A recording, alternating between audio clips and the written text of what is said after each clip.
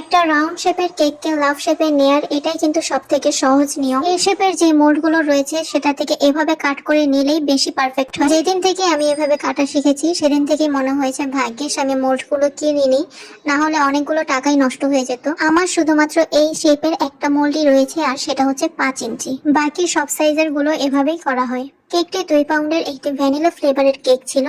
এটাকে আমি প্রথমে রাউন্ড শেপেই বেক করে নিয়েছি, পরবর্তীতে কিভাবে কাট করে লাভ শেপে এনেছি সেটা আপনারা ভিডিওতে দেখলেই বুঝতে পারবেন। ঠিকভাবে শেপে আনার পর এটাতে আমি কিছু ক্রিম দিয়ে ক্রাম কোটিং করে ফ্রিজে রেখে দেবো যাতে কেকটা ভালো মতো সেট হয়। এভাবে কাটাছেঁড়া করা কেকগুলোতে ক্রাম কোটিং করা খুবই জরুরি, তা না হলে কিন্তু ভালো একটা ফিনিশিং আসবে না। আমি কিন্তু খুব ভালো একটা সময় কেকটাকে ফ্রিজে রেখেছিলাম যাতে পরবর্তীতে ফিনিশিং টানতে খুব বেশি একটা ঝামেলায় পড়তে না হয়।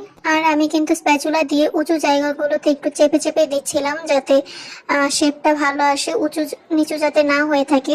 একদম পারফেক্ট ভাবে হয়ে যাওয়ার পর আমি কিন্তু এখন ক্রিম লাগিয়ে ফাইনাল ফিনিশিংটা টানবো। লাভ শেপের মধ্যে কিন্তু ফিনিশিং আনতে এমনিতেও একটু বেশি সময় লাগে আর আমার জন্য একটু কষ্টকর হয়ে যায়, কারণ রাউন্ড কেকগুলোতে একবার টার্ন টেবিলটা ঘোরালেই অনেকটা ফিনিশিং চলে আসে। এটার মধ্যে সামনের দিকটা স্মুথ একটা ফিনিশিং আসতে চায় না।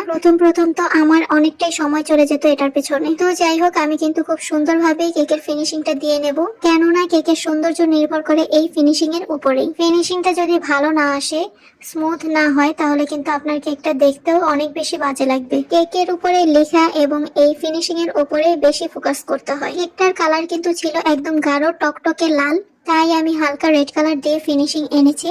এখন উপরে একটা পাতলা লেয়ারের মাধ্যমে আমি গাঢ় একদম টকটকে লালটা বসিয়ে দেব।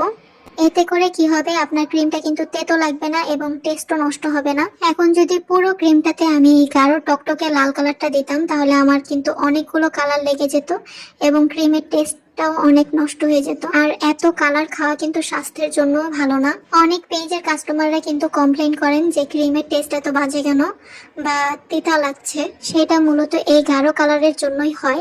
আপনারা যদি কালারটা এভাবে অ্যাপ্লাই করেন তাহলে কিন্তু দেখতেও ভালো লাগবে আর ক্রিমটাও নষ্ট হবে না। আর তাছাড়া এই কেকগুলো কিন্তু বাচ্চারাও খায়।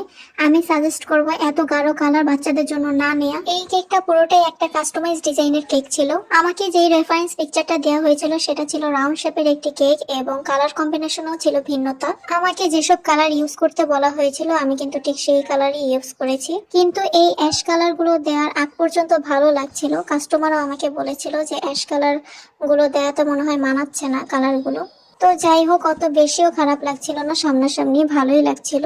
আপনারাও চাইলে আপনাদের মন মতো এরকম কালার গুলো কাস্টমাইজ করে নিতে পারবেন আপনাদের পছন্দ মতো। যাই